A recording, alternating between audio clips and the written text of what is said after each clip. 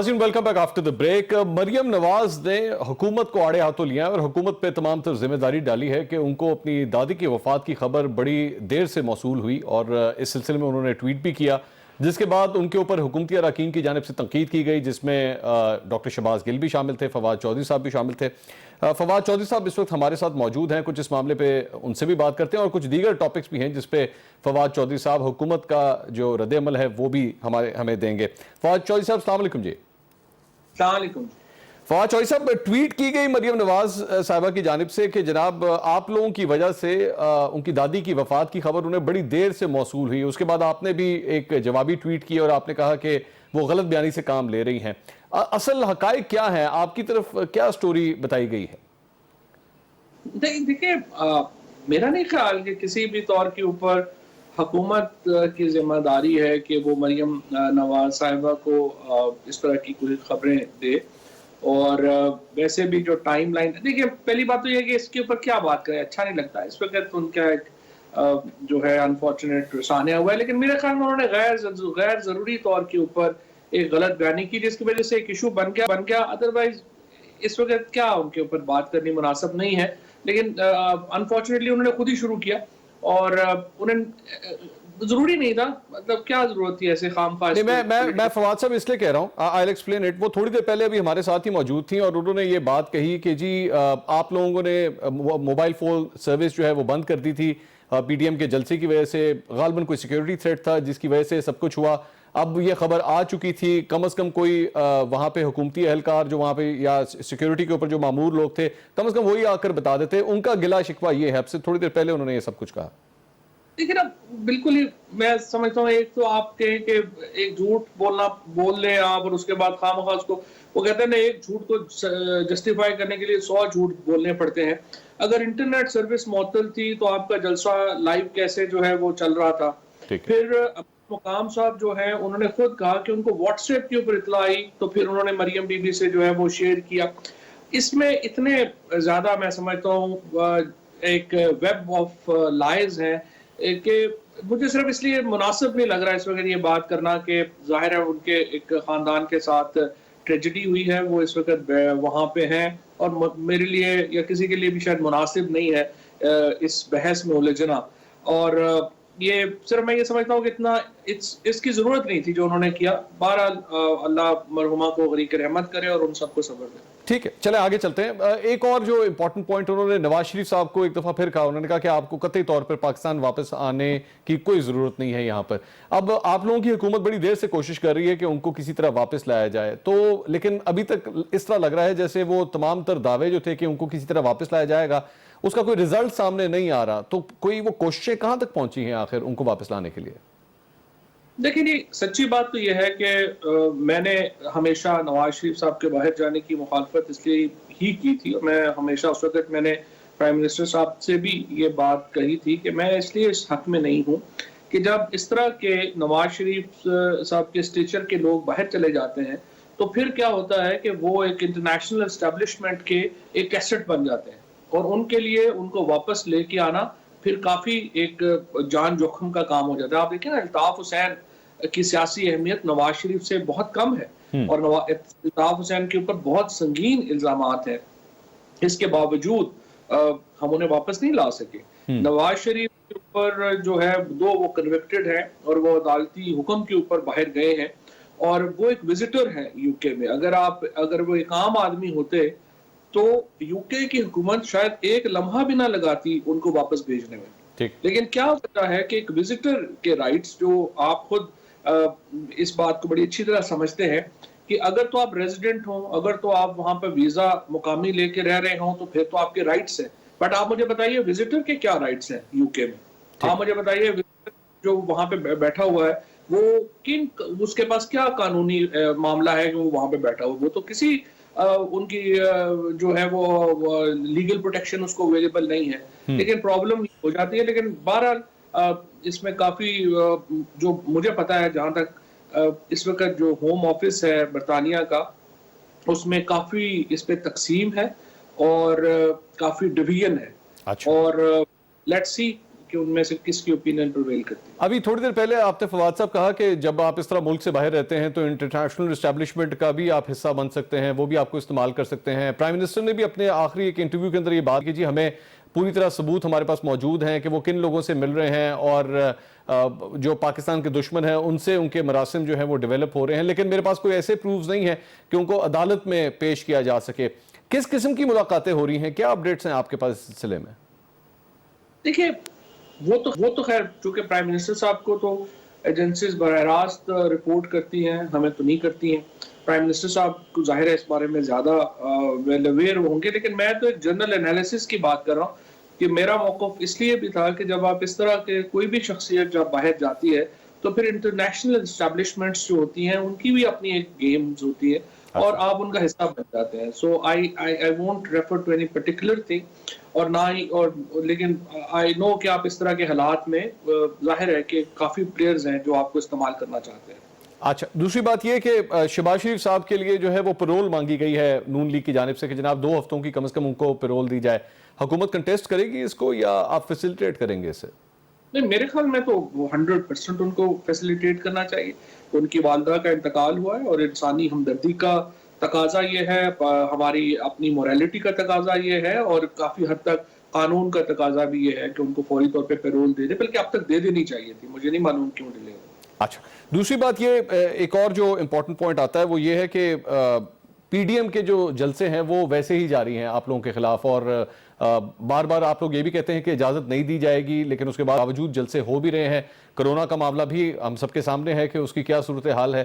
तो लग नहीं रहा कि जैसे मामला कोई आपस में हुकूमत या अपोजिशन है किसी एक पेज के ऊपर आने के लिए तैयार भी हैं। मामला हल किस तरह होंगे आखिर? इसी तरह पोलराइज्ड ही अपनी पोजीशंस रहेंगी दोनों साइड से? देखिए, इसलिए हल नहीं हो पा रहे, उसकी तरफ नहीं जा पा रहे कि जो एजेंडा है अपोजिशन का वो बिल्कुल अपने 8-10 केसेस के इर्द गिर्द है। वो कहते हैं इन 8 केसेस में आप हमें रिलीफ दें तो फिर हम आगे चलेंगे। उस पर प्राइम मिनिस्टर तैयार नहीं है और ना ही वो उसके ऊपर कोई बात करेंगे। अगर तो एजेंडा हो ना, कोई कौमी एजेंडा हो, मसलन आपने इलेक्टोरल रिफॉर्म्स पे बात करनी है, आपने 18वीं तरमीम पे बात करनी है, एनएफसी अवार्ड पे बात करनी है, कुछ आपका अपनी ज़ात से आगे का एजेंडा हो तो फिर उस पर तो बातचीत होगी। लेकिन इस वक्त तो जो मामला है वो सिर्फ ये पड़ा हुआ है कि आप हमें 8-10 केस जो हमारे हैं उनमें हमें रिलीफ का एहतमाम करें। उस पर प्राइम मिनिस्टर तैयार नहीं है, लिहाजा ये तो अभी तक तो एक स्टेलमेट चल रही है। अच्छा चौधरी साहब, ये जो आप 8-10 केस कह रहे हैं कि प्राइम मिनिस्टर इसके ऊपर तैयार नहीं है, इसका कोई बाकायदा तौर पर पैगाम भिजवाया गया है जो आप भी रिफर करते हैं, प्राइम मिनिस्टर भी बार बार इसको रिफर करते हैं, मैं एनआरओ नहीं दूंगा, ऐसी कोई कम्युनिकेशन हुई है, कोई पैगाम पहुंचाया गया आप लोगों को?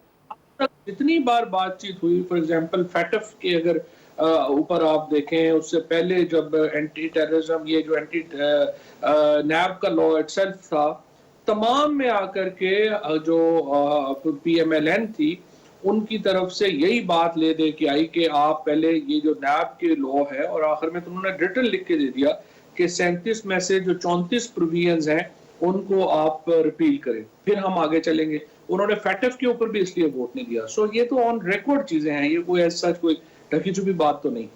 और जहां तक ऑपोजिशन से कम्युनिकेशन की बात है, पार्लियामानी कमेटी का इजलास बुलाने की कोशिश की गई नेशनल सिक्योरिटी पे, ऑपोजिशन ने उसका भी बॉयकॉट कर दिया। अब जो मौजूदा सूरत हाल आगे के हवाले से लग रही है वो यही है कि हुकूमत से किसी किस्म की गुफ्तशुनीद नहीं होगी। स्पीकर कौमी असम्बली के ऊपर भी ऑपोजिशन ने एतराज उठा दिया। तो सर कानून साजी फिर किस तरह होगी, मामला आगे किस तरह चलेंगे? नहीं, ये तो अनफॉर्चुनेट है। और जमहूरियत में देखें, प्रॉब्लम जो होता है ना वो ये है कि जमहूरियत के लिए बड़े आपको अच्छे हारने वाले भी चाहिए होते हैं।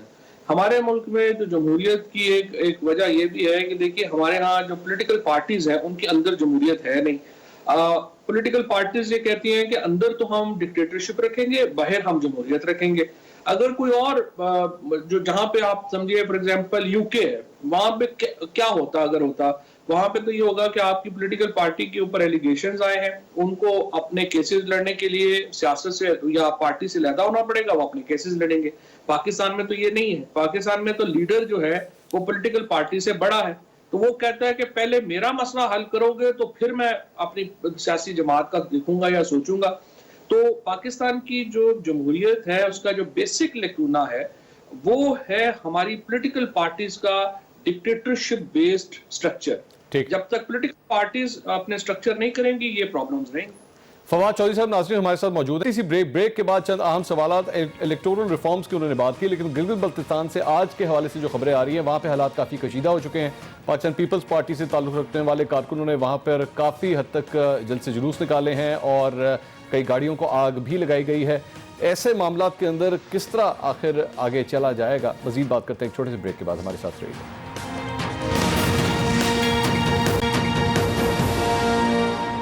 नाज़रीन welcome back after the break. Pakistan Tehreek Insaf के सीनियर रहनुमा फवाद चौधरी साहब हमारे साथ मौजूद हैं, मुल्क की मौजूदा सूरत हाल के ऊपर तबसरा कर रहे हैं। फवाद चौधरी साहब, गिलगित बल्तिस्तान से जो खबरें धांधली का एक जो मसला है वो मजीद कशीदा होता जा रहा है और मैं तो हैरान इस बात पे हूं कि आखिर अगले इलेक्शंस किस मूड के अंदर होंगे। देखिए, धांधली का मसला नहीं है, मसला ये है कि मैंने इलेक्शन का रिजल्ट अपनी मर्जी का अगर नहीं होगा तो मैंने नहीं मानना। अब ये एक मेजर प्रॉब्लम है और पाकिस्तान के अंदर पहले भी हमने इस तरह के मामला जो है वो देखे हैं। 77 का जो पूरी तहरीक थी निज़ाम मुस्तफ़ा की पीपल्स पार्टी के खिलाफ, जुल्फ़िकार अली भुट्टो के खिलाफ, वो तो खड़ी ही इस बात के ऊपर हुई थी कि इंतखाबी नताइज को तस्लीम जो है वो हम नहीं करेंगे। और किसी को भी जो गिलगित बल्तिस्तान के इलेक्शंस का नतीजा आया है, अब देखिए ना, तमाम सर्वे जो हो रहे थे वो तस्दीक कर रहे थे कि यही नतीजा होगा। हर तरह की जो एक्सेसिबिलिटी वहां पर हासिल हुई उसके मुताबिक भी जो लोगों ने खुद जाके कवर किया है वो भी कह रहे हैं कि बिल्कुल शफाफ है।